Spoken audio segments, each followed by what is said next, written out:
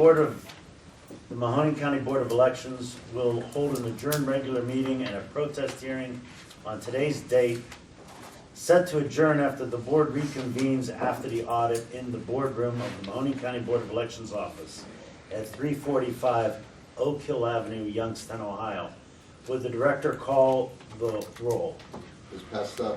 Here. Attorney Beatrice? Here. Ms. Barger? Here. Mr. Rons? Here. Would we please stand for the Pledge of Allegiance? I pledge allegiance to the flag of the United States of America and to the republic for which it stands, one nation, under God, indivisible, with liberty and justice for all.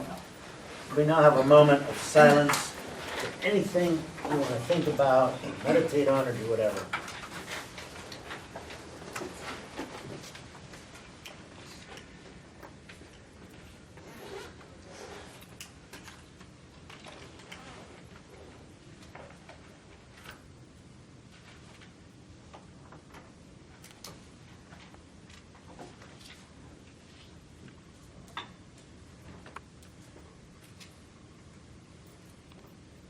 Thank you. The chair would ask for a motion to approve the minutes of the August 22, 2022 special regularly adjourned board meeting. So moved. There's a motion by Ms. Barger. Is there a second? Second. Second by Ms. Pesta. Any discussions? Would the director call the roll, please? Ms. Pesta? Yes. Attorney Beatrice? Yes. Ms. Barger? Yes. Mr. Rons? I will now direct the staff to perform the primary election audit. Sure, this audit takes place after every election. We have to hand count 5% of the ballots randomly picked, which we did last meeting. The two races we're going to audit today are the Republican State Central Committee man, Dave Johnson, Rick Barron, and the Democrat race for the 59th District, Lauren McNally, Ron Shad, and Wayne Penny. And when does that process start? We can start that as soon as you give us the okay to start. Well, I'd like a motion by the board because it's just not me. Correct. So I'll entertain a motion to do the special audit. So moved. There's I'll a second. motion made and seconded. Is there any discussion? And this is separate and apart from the other audit we're doing, correct? That's correct. All right. Would the director call the roll, please? Ms. Pesta? Yes. Attorney Beatrice? Yes. Ms. Barger? Yes. Mr. Arndt? Yes. The chairman's report. The only thing I want to report, we're still on par to start going out to all these places, correct?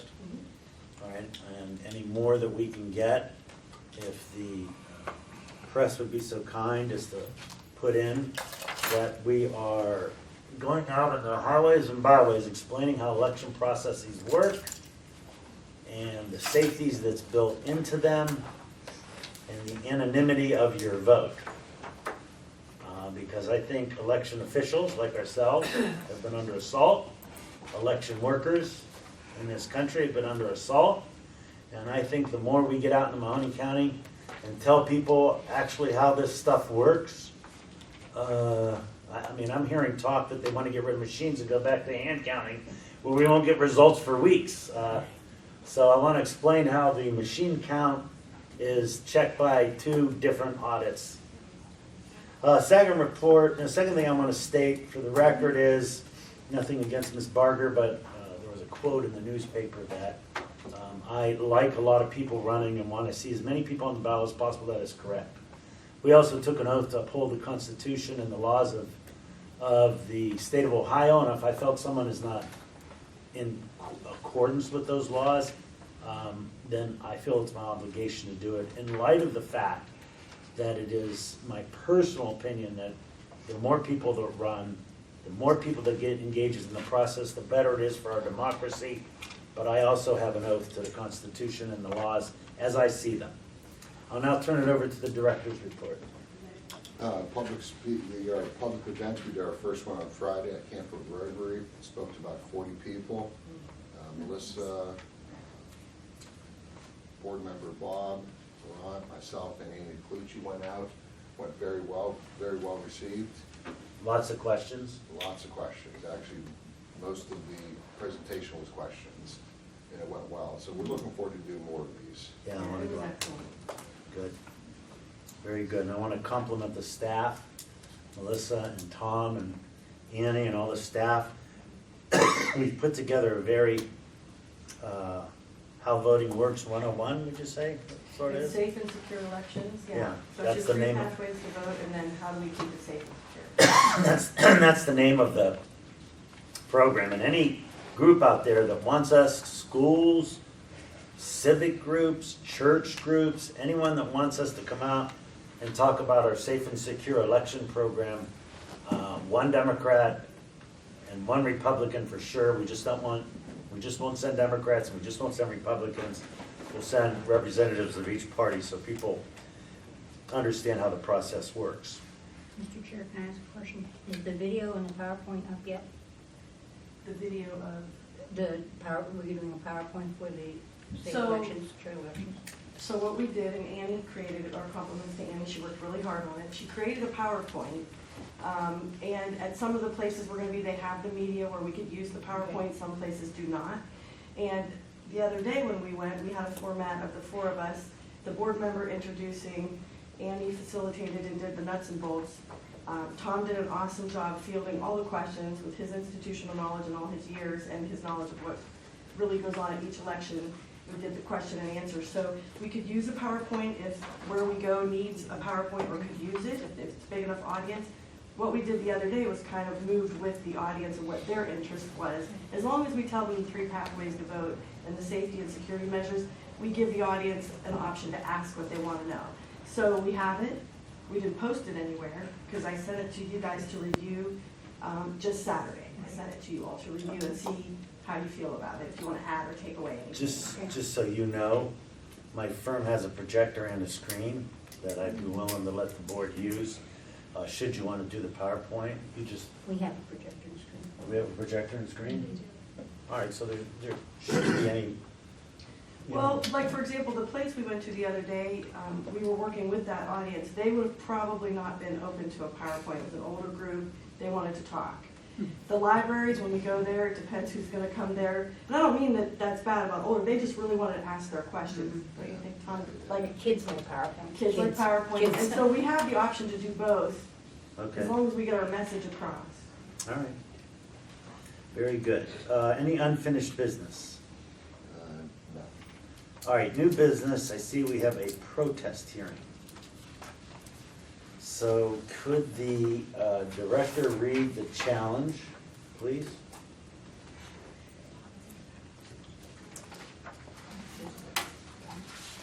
We're in receipt of a protest on the candidacy of Great Bates,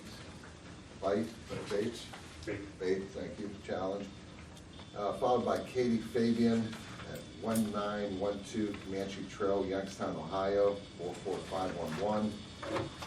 It's dated 8/18/2022. Chairman Beatrice, Vice Chairman Barger, and members Aron and Kel Pesto. I write to you today to formally protest the candidacy of Greg Bates as an independent candidate. Not only has Mr. Bates voted in Republican primary since 2018, he voted a Republican ballot in the 2022 primary, therefore affiliating with the Republican Party and is not a bona fide independent, Exhibit A. Additionally, Mr. Bates' Twitter account, he makes no attempt to hide his ideology, sharing countless tweets supporting Republican candidates like J.D. Vance, Bill Johnson, Michael Rowley, etc., Exhibit B. Further, Mr. Bates has made financial contributions to Republicans this election cycle, again aligning himself with the Republican Party, Exhibit C. This afternoon, August 18th, the Ohio Supreme Court denied a petition of mandamus seeking for the OSC to compel the Secretary of State to certify 2 individuals to the ballot, who also sought to run as independents despite having their petition rejected because they failed the tests outlined in Morrison. They claim that the individual unaffiliated with the party in good faith. It's difficult to imagine, knowing the facts outlined above, that they can claim in good faith to be truly independent. I look forward to your review of this matter. Katie So, Fagan. thank you. So how we're gonna do this is, we act as a quasi-judicial body. Anyone intending to testify, I'd ask that you come forward and raise your right hands and be sworn in. And then we will allow the petitioner, if you will, Kate Fabian to go first, and then Greg Bate to go second. We're kind of loose here, but if we get too far afield, I'll let everyone know. So for those that intend to testify, could you come forward and raise your right hand?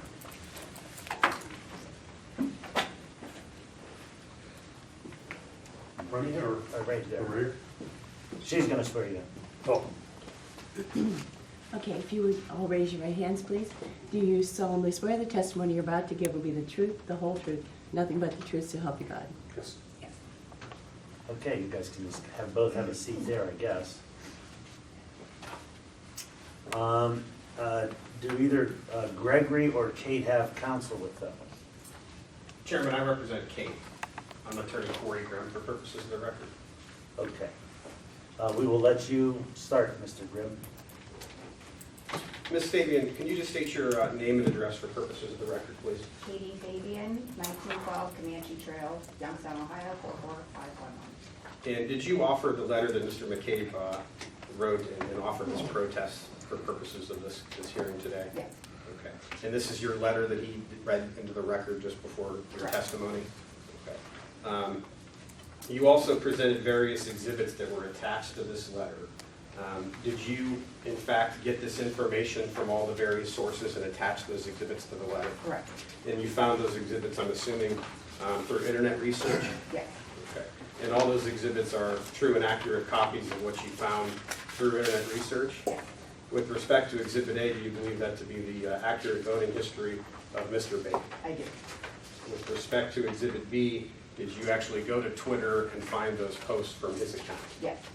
And with respect to Exhibit C, did you research the financial contributions that Mr. Bate has made for calendar year 2022? Yes.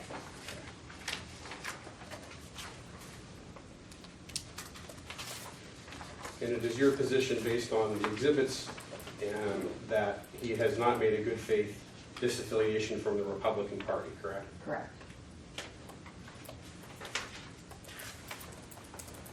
I don't have any more questions of Ms. Fabian. I would like to make an argument of close, but that's all. We'll let you do that. Mr. Bate, do you have any questions for her?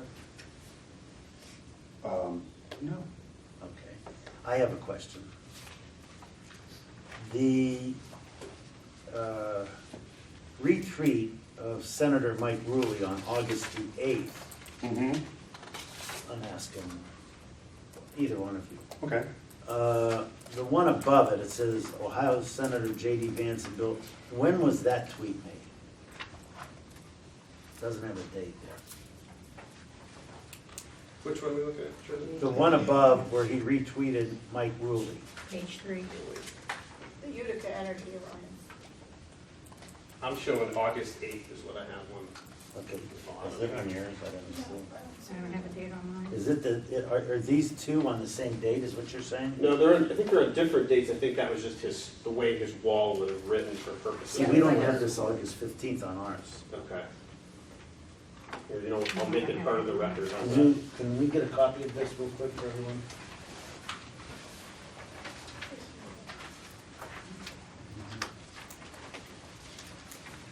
And again, on the next one, looks like another tweet, there's no date on that. You have one with the date? Yes, with the Bill Johnson tweet, is that the one? Yes. Yes. Yeah, August 1st is the date listed on there. And on the financial contribution, is there a date on that? There is, I believe it's March 3rd, but I'll give you a copy as well. Yeah, it's in small print, right at the top there, March 3rd. And the LinkedIn profile, what is the, when was that gotten? I'm gonna ask Ms. Fabian if she has the answer. I'm assuming that this LinkedIn profile just refers to the candidate Monica Robb Blasdale, is that accurate? Correct. Yes. So that would just be her LinkedIn profile. The That's not Greg Bates' LinkedIn profile? No. Okay.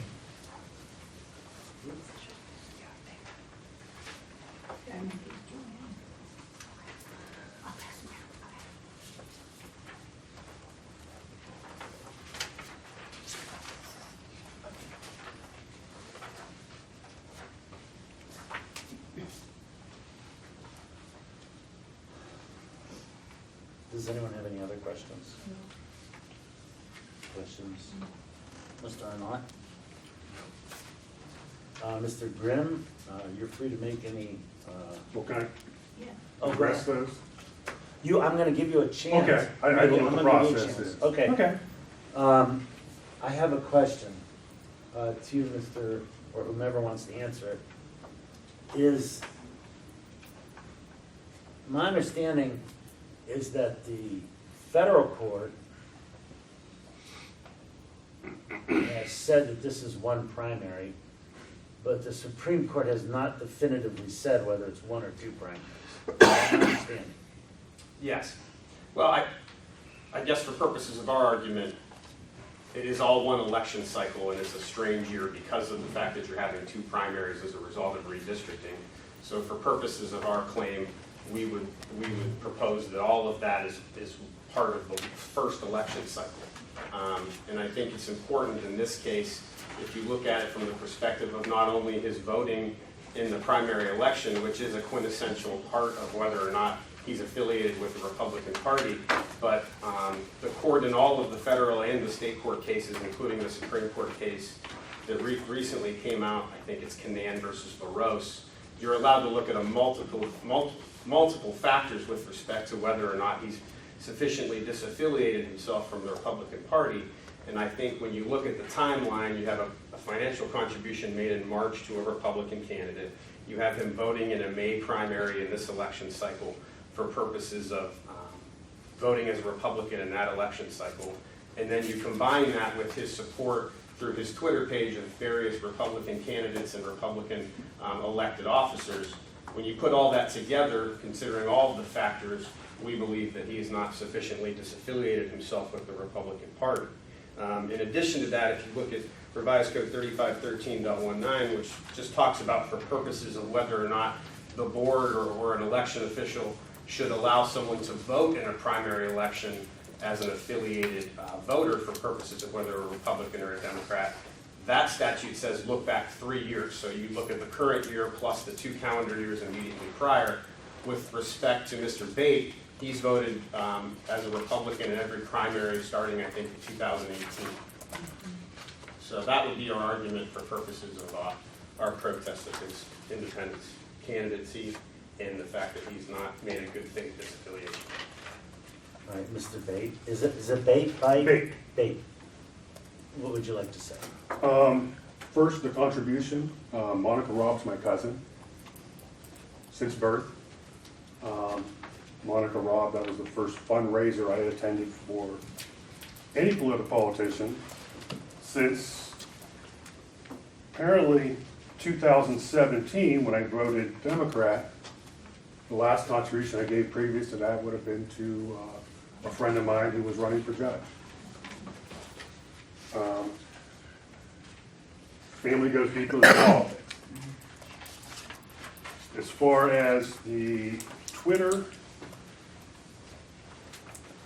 I look at that and I'm more in support of Utica Energy than I am J.D. Vance. Bill Johnson and J.D. Vance were promoting it at that point. I do lean more conservative in a lot of my opinions.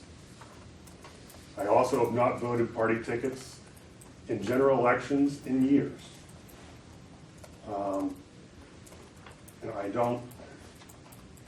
I got into this because of the party system.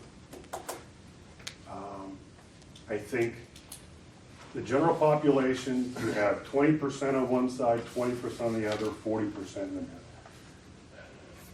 Or 60% in the middle. And those people aren't being represented at all. I entered this race because I thought the districts were goofy. The process was goofy. I feel with my background, and my wife jokes, I need a hobby. A midlife crisis, buy a sports car, whatever, don't do this. But I am very middle of the road. I have worked in the city of Youngstown. I've owned a business for many years. I'm now in Girard. With that being said, I live in a rural area. I've raised cattle.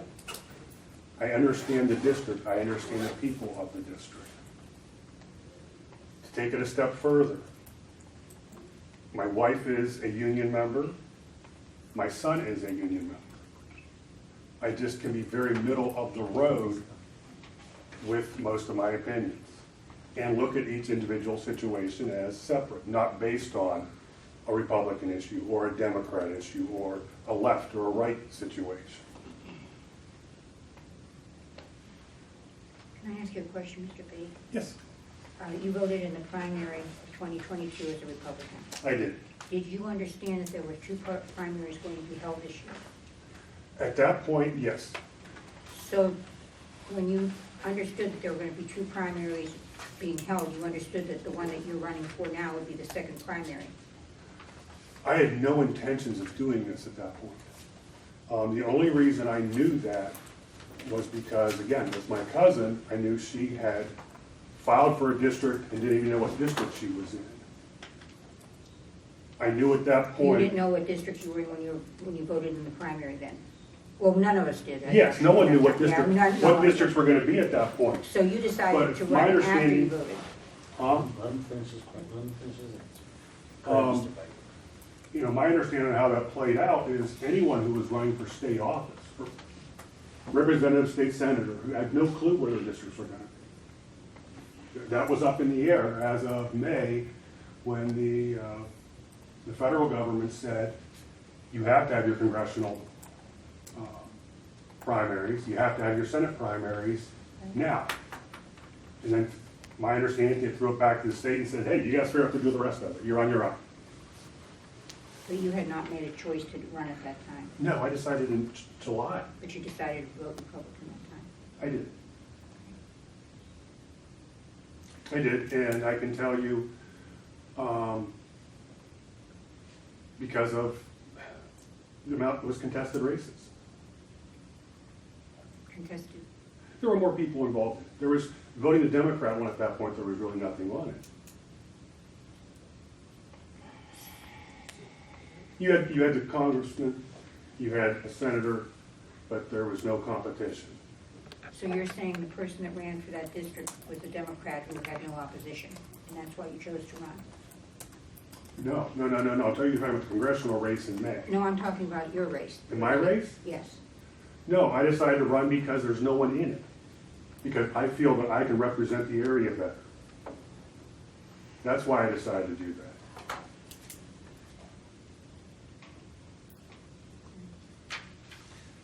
Do you have any questions? No, I do not. Bob, do you have any questions? I do not. Chairman, can I ask Mr. Bate a couple questions? Yes, go ahead. Mr. Bate, you would acknowledge that you did make the political contribution to your cousin in March, correct? Those are your tweets, correct? Yes. And you did vote as a Republican in the May primary, correct? Yes. Okay. And it's your testimony that you kind of chose to decide to enter this race. What time would you say you decided to enter the race? July. July, okay. And After the 4th. what was the reason you just gave that you thought you could help the constituents and there was nobody else in it but a Democrat? No. When I look at, I don't know how far into the weeds I want to get. I think there needs to be an adult in the room in Columbus. Okay. In that time frame, and this is gonna sound naive, like some damn school kid with dreams of fixing something. There's a school shooting in Texas. Now, follow me here for a minute. I start reading stuff coming out of Columbus, where you have some people who think that the idea to solve that is to arm every teacher. You also see that there's people that are saying we should ban guns within 10 miles of a school district. Both completely irrational. But those are the voices you're hearing.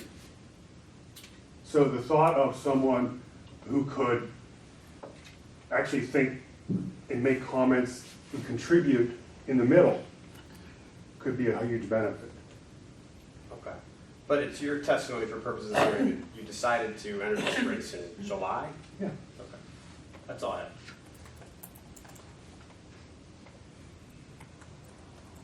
I just have one follow-up question. Are there any Democratic posts from the time you decided to get in the race until now on your Twitter account that you can point us to? I don't know. I honestly couldn't tell you. Most of my tweets are economics.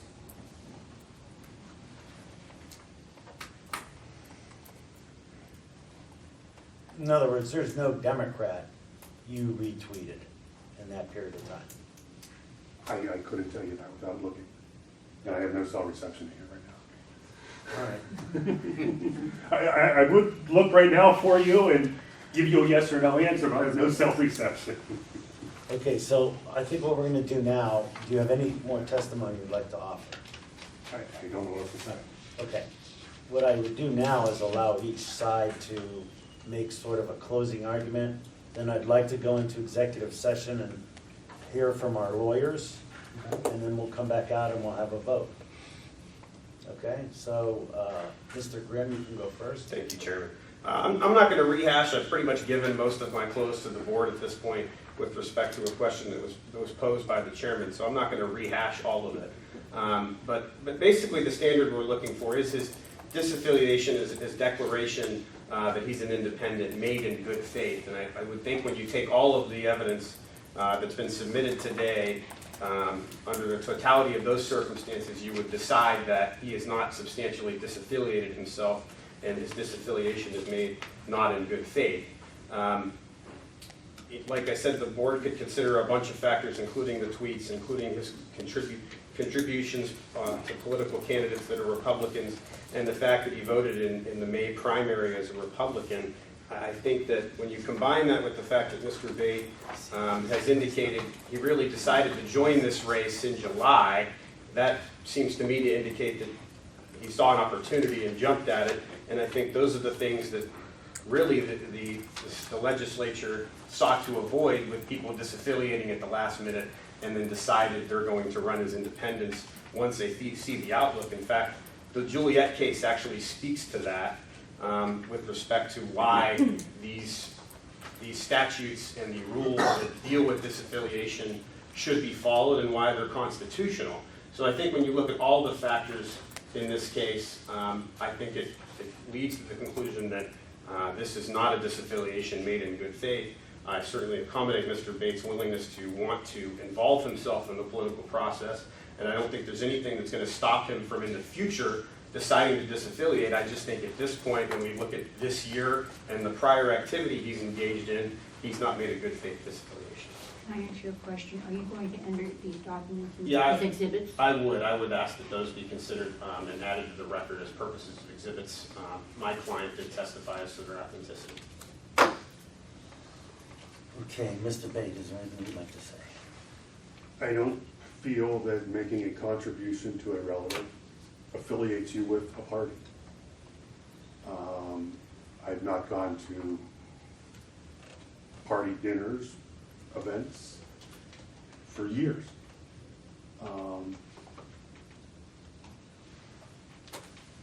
If you look at, again, this is an economic issue. This is Utica Alliance. The opening of the Columbiana County Fair goes back to, I was working a French fry stand for the Springfield Brewer Can that day. So any promotion that the fair is open, and I'm doing this week in Canfield, if you guys ever get hungry this week, at the Canfield Fair, Springfield Brewer Can, right across from the Pony Barns. Yep, been there. Best fries in the state. No, I'm not a party person. I've not been. I've not been on mailing lists. I've not been on events. I've not been involved. Having an opinion one way or the other, I don't think pigeonholes you into a party. I think that's one of the biggest issues we're facing now is everyone wants to be pigeonholed into one side or the other.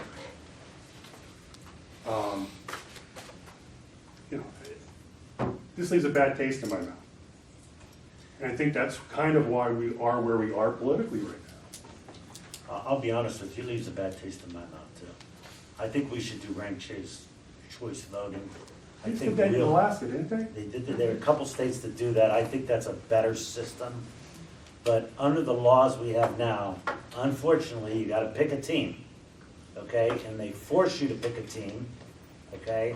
And you can only then vote for the people on that team, even though there might be one or two other people you like on the other team. That's our system, and until that changes, you either have to be a Democrat, a Republican, or truly an independent. It's not necessarily something I like, but it's what the law says. So I will entertain a motion to go into executive session so we can talk to our attorneys. Is there a motion? There's a motion by Joyce Kempest. Is there a second? I'll second. There's a motion and a second. Would the director call the roll? Ms. Testa? Yes. Attorney Beatrice? Yes. Ms. Barger? Yes. Mr. Orange?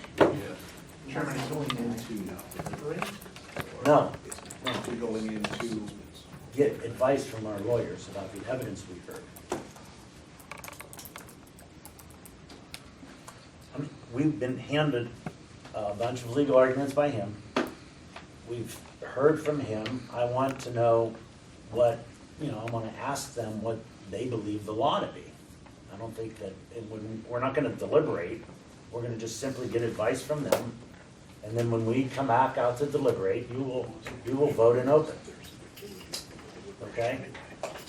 There's no free voting here. We're just gonna ask advice from our lawyers. And that's a confidential relationship. We're gonna take a vote. This vote is gonna be public. If members want to express why they're voting in a certain way, I'm certainly gonna let them do that. We have a protest challenge, so a yes vote would be that Mr. Bright, that we accept the protest and he's off the ballot, and no vote means you do not accept the challenge. Does everyone understand that? Any questions about Just that? need to accept the protest, not that you don't accept the protest. Okay. So would the director call the roll? Ms. Testa? Yes. Attorney Beatrice? Yes, and I'll state my reasons. I do not know, nor do I think anyone knows, whether this was one primary or two primaries. For there to be two primaries, a state legislature has to make that, not the Secretary of State. We have one court ruling out of a federal court saying it was one primary. And I do echo Ms. Berger's comments that I think the more people, the better it is for the voters. But I don't know. I know this much as a lawyer. Only the legislatures can make dates for elections, not a Secretary of State. And so therefore, because he voted in the primary, I think he has not disaffiliated, because that's clear. If you vote in the last primary and then you go and run, you can't do it. So that's the reason for my yes vote. Ms. Barger? No. Mr. Orange? All right, so the Secretary of State, I know, wants us to vote 3 times, and so we'll do the voting again. Ms. Testa? Yes. Attorney Beatrice? Yes, Ms. Barger? No. Mr. Orange? and one more time, just to make him happy, that we voted 3 times. Would you call the roll again, Ms. Mr. Director? Testa? Yes. Attorney Beatrice? Yes. Ms. Barger? No. Mr. Orange? Having there been a tie in our voting, the person that breaks the tie is the Secretary of State. We will send this question down to him. And just the question, you have to send it down. Yeah, we have to send it down within how many days? I don't know. Well, we'll send it down today. I'm told this is not the only one like this down there, so he's got to make it, am I right? Yes. Okay. Is there anything my third party?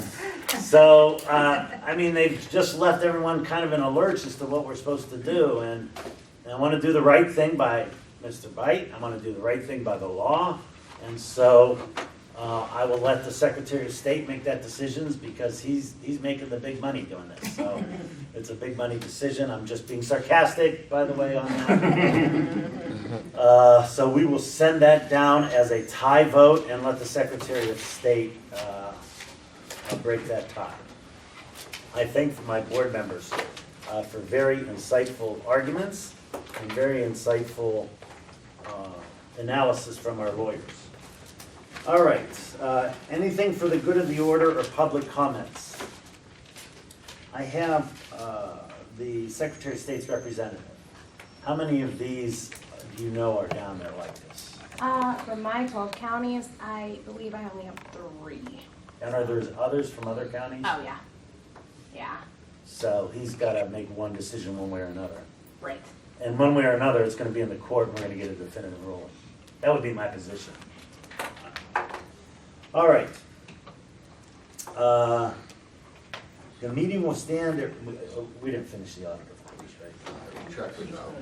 Okay, I'll just stand and recess now. Stand in recess and right now until we find out the results of the audit.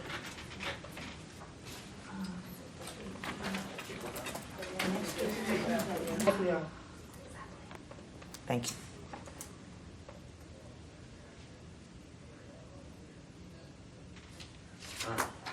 Pretty good. All right, we will call the, We need to listen. She's taking care of Jenny. We're good right now. Okay. we can start, Tom? Yeah.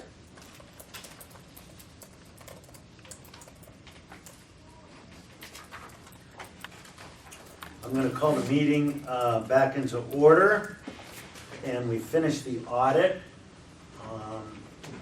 What's nice to know is the thermostat didn't change any votes. The hand count of the paper audit was 100% in conjunction with the machine audit, or the machine count, and that is a pretty astounding finding.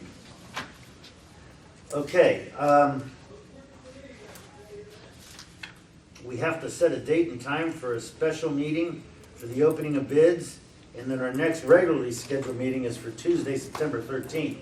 And my question is, can those be done at the same time, or do we have to set separate dates? I think we have time to do the same date, September 13th. Chris will have the ballots. Yeah, we'll have the ballot done, and we'll order that day, and we'll call the vendor who gets it. And the vendor, yeah, because for the, when we start out, we don't need all of the ballots at that Correct, time. you can get all those in-house. Yeah. I- Is I everyone in think- agreement with that? Yeah. Bob? Yes.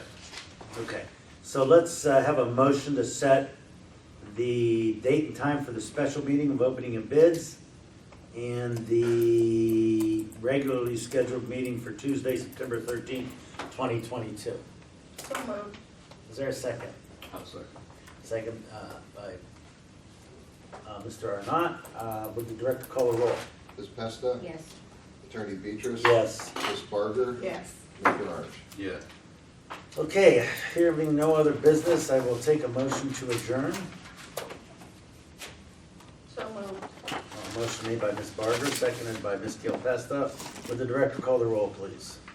Ms. Pesta? Yes. Attorney Beatrice? Yes. Ms. Barger? Yes. Mr. Orange? Yeah. This meeting Thank is you now all. adjourned. Thank you all. Yay.